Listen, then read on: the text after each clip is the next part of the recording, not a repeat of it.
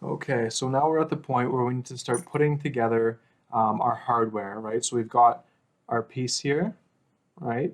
Finished. There it is, beaded. You can see that. I've got my leather backing cut out. That's an easy thing to do, where you just put your piece of leather underneath. You'll have a bit of excess around yours, and you just trace it out with a pen or a pencil around that. Take your piece off and then just trim the scraps around so it kind of matches pretty well perfectly. You can always trim the excess afterwards. It doesn't have to be bang on right now, but you want to get that back piece of leather cut pretty well exactly to shape. And then what we need to do is we need to start managing our hardware here, which is of course our little barrette clip, right? This is what makes it a hair clip. So what we have to do is we actually have to dismantle this little piece of hardware so that we can insert it into the backing, and then we'll rebuild it on the other side. You'll see what that looks like at the end. And the whole idea is we're going to really build this little piece of hardware. We're going to integrate it right into the structure of our hair clip. So the first thing is squeeze it so it pops open, right? Step one. Then you can see there'll be two little kind of a hinge point, right? Two little contacts on either side. And we can just kind of pop that out. It comes out real easy. You shouldn't have to fight with it, right? So there's your little top piece. And then all we have left is this kind of like little kind of bit in the middle that's like our spring. And it comes out real easy too. It's just like a little kind of horseshoe ended kind of piece, and that just slides right out. You shouldn't have to fuss with it too much. So now what we have is just this totally blank, bare kind of hardware skeleton, and that is the thing that we want to embed into our piece. So what we want to do, first of all, is now that I know this piece is cut exactly to size basically to my hair clip, I can use it now, lay it down on my little surface here. And the idea is we need to cut a couple of slits in our leather that are going to let these two pieces of hardware stick out through it. Right? They're actually going to pop up through. So what we can do with that is you can take your little piece here, and what I do is I put it on my piece of leather and I try and center it as best as I can. You try and set it up in such a way that it looks as close to center as you can possibly get it. It doesn't matter too much because realistically this is going to be behind the piece. It'll be in your hair, so no one can see it. But it's nice to have it centered just for the sake of saying you kind of did it right. So once it's sitting there in the middle, I'm going to take my little pencil here. I might actually grab a pen because it writes a bit better. And what I'm going to do is I'm just going to make a couple little marks in here. Basically right where my little pieces of hardware kind of land.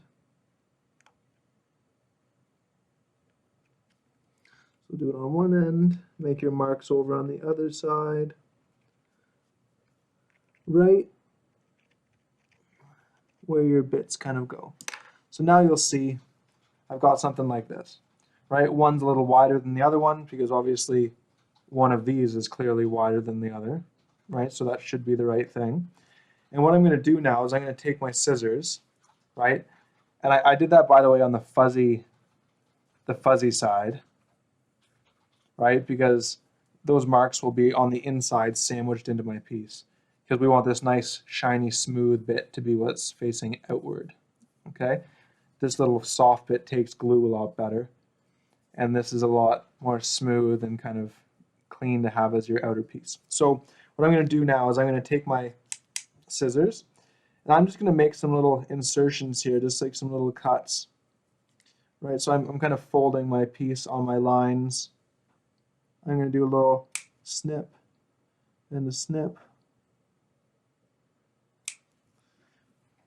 and then I'll cut between those. So now essentially what I end up with is cut, cut with a little slice in between, right? And you can see it'll open up like this, like almost like the shape of a uppercase I, if you can picture. That's how it's being cut. I'm going to do the same thing over here. Make my little snips.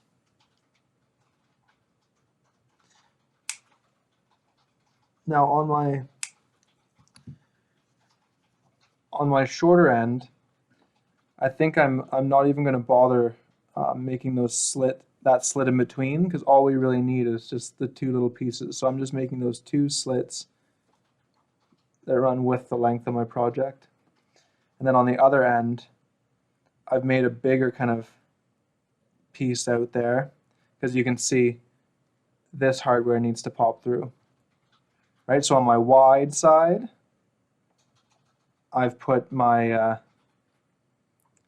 my kind of eye-shaped slit, and then on this narrower side, I've just made two little boop boop little cuts, and I think that does the trick. However, I may actually need, now that I look at it, I'm going to need to actually make a little cut in between here, because our little wishbone piece needs to fit in, and I don't think it'll make it, or maybe it will. It might not make it otherwise, so I might need to alter this a little bit. So I'm going to have a look here.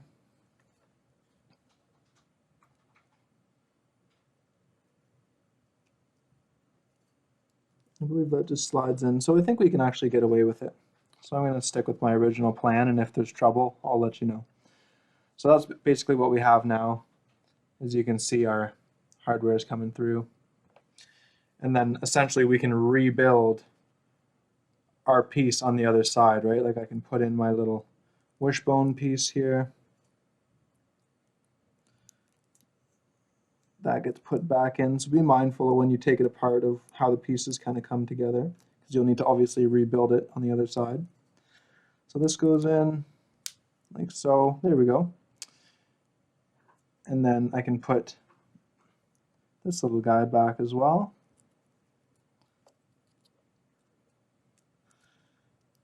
Into there. Did that backwards.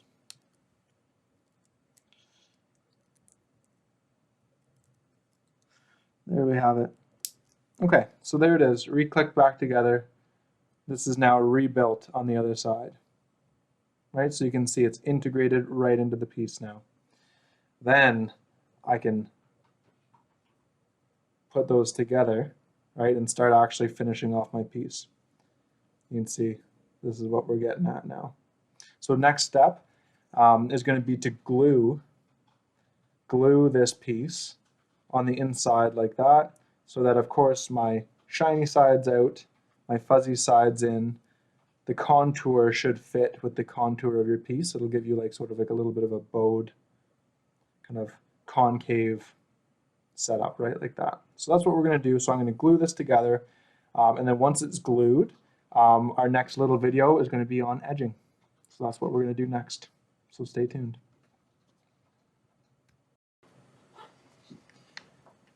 Okay, so here we go. Our fabrication, like our construction, I guess, is done now. You can see there's the clip centered and glued onto the piece with the backing from the front. Looks pretty bang on. You can't see the leather really. It's pretty well trimmed right on. So that's what you should have, something that looks more or less like this. And now what we need to do is the kind of the final touch, which is to do the edging on this, and this is going to create like kind of a zippered finish all the way around that hides the seam where the leather meets the fabric stabilizer. Okay, and we're going to use our pearl white for this, which is the same white we used throughout this project, right? So you're going to use that same white to do the edging, and I guess we'll get right into it. So the main thing here is that you want to find a place somewhere on your piece where it'll naturally happen, where the glue didn't really take. You can see on this corner it's kind of come open like this. This is going to be where I start. So I'm going to go from underneath kind of sink it back, my needle back into that little gap there. And I'm going to come out on a pretty sharp angle so that I just stick out somewhere through the, oh, I came in a little bit too far. Try that once more. There we go. I've come out just on the edge of the stabilizer. All right, so you can see I'm coming through just right there. Now when I pull all my slack through, what's going to happen is that now my knot is in there, right? My knot is sunk in. And when I close this up, boom, seamless. You can't see any knots. We're all good. I guess I should mention too, before I go too far, is that the setup that I have here with my needle and thread is the exact same setup we had for your previous beading kind of technique, where I've got a short, loose end here that's untied, right? It's nothing on the end of this little guy. Then my long end, right, which is maybe 2 or 3 times longer, has the knot, which is now buried in there. And the thing with this is choose a nice, good length here, like a full open kind of wingspan of thread or floss here, because you don't want to run out on this piece and have to stop and then restart.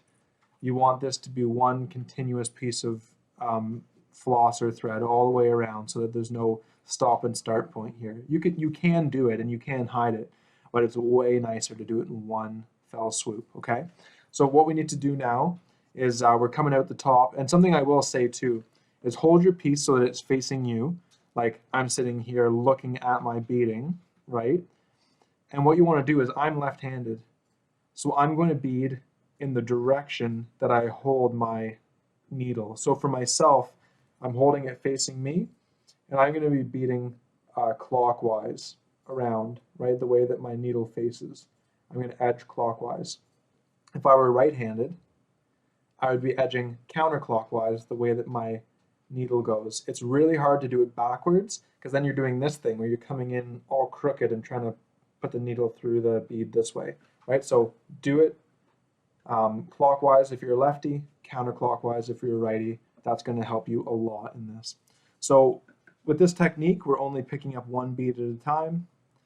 So I've got one bead on here. Getting the first one started is kind of the most annoying part. Once it gets going, it's much easier.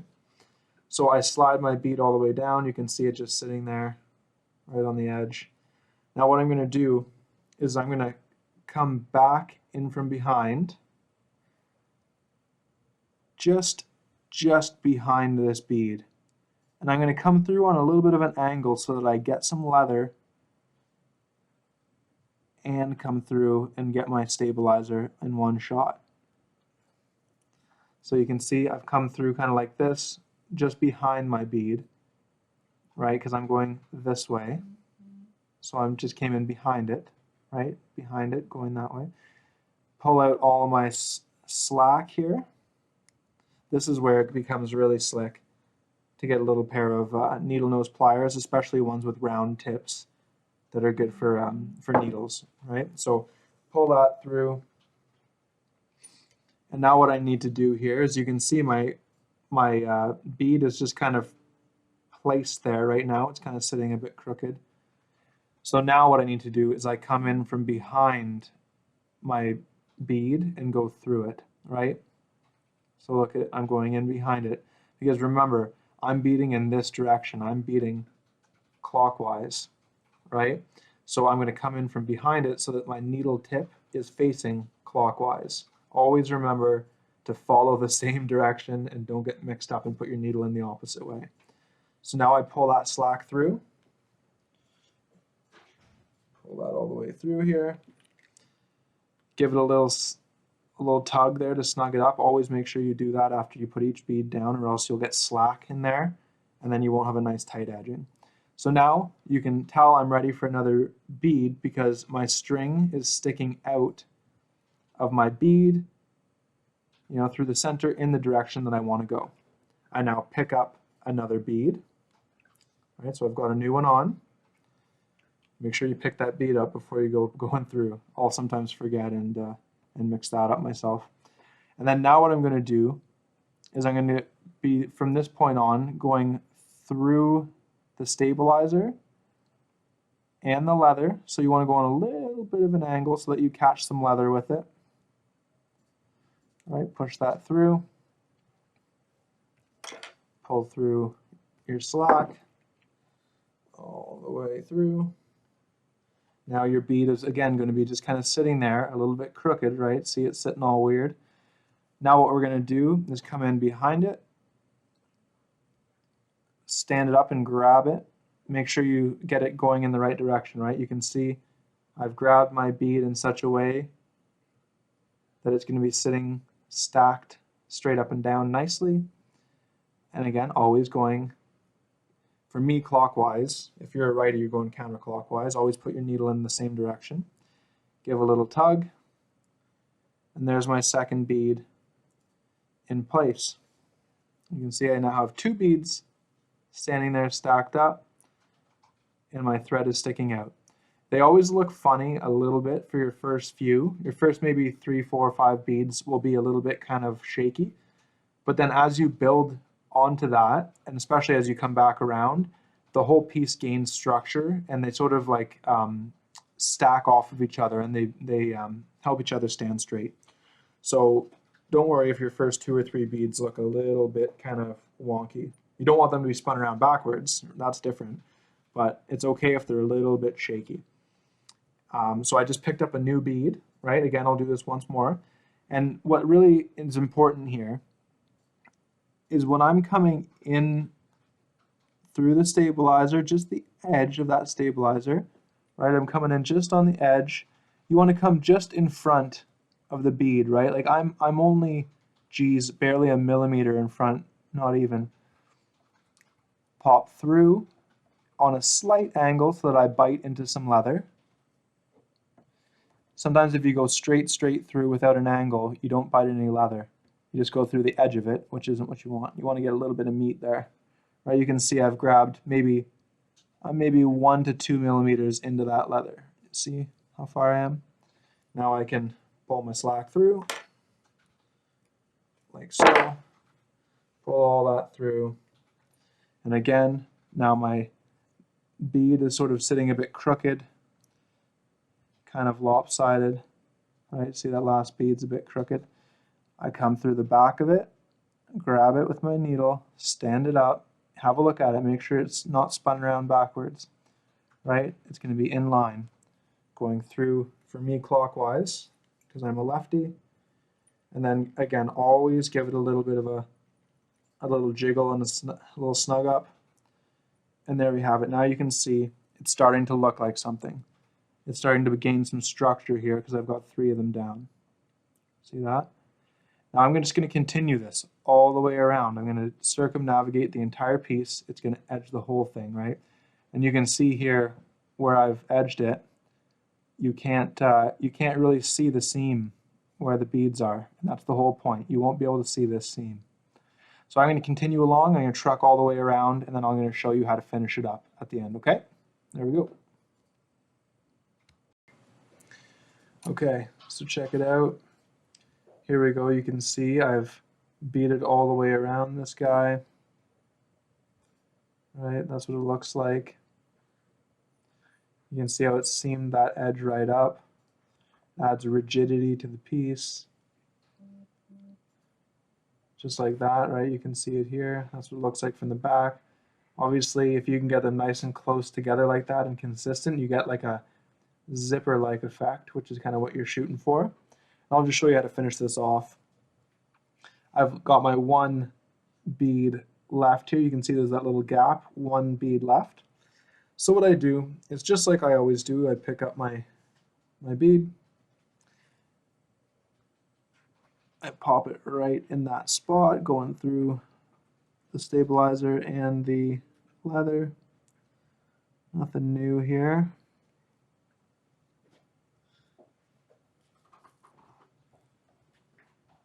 Pull that all the way through.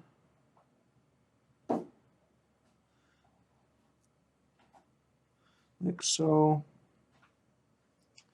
You go through your piece like you normally would, right? So just like I always do, except what you do here is you're going to go through the bead you're currently tacking down and your first bead, right? See how I'm going through two?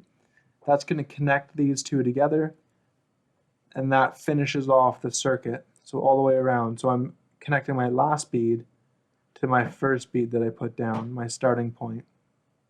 All right, so I go pull through both of these. Let's give that a little tug. There we go. Make sure I'm not tying a knot on myself.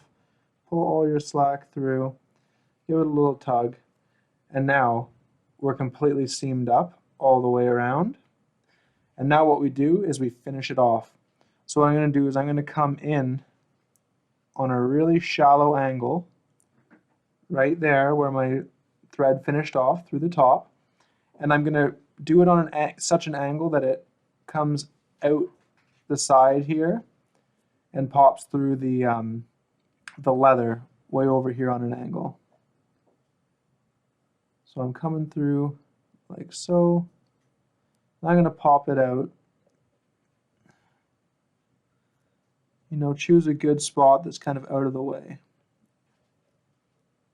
Like I'm going to have mine come out right here through the leather under my hardware. Now when I pull that through,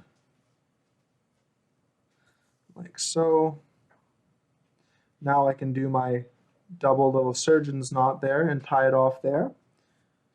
And then my knot will be effectively hidden because it's going to be kind of underneath inside the inside that hardware. So I do my surgeon's knot, right? 1, 2, 3 times around. You can triangulate.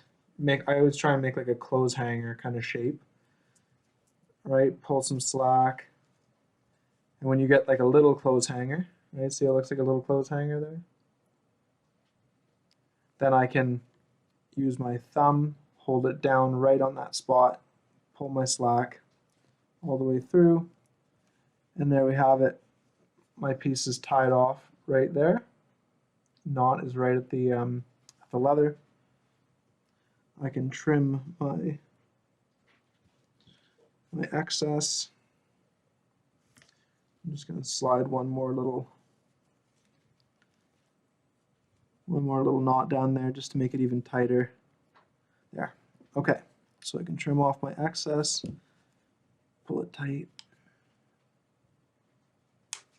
trim off your extra little bit, and there we have it.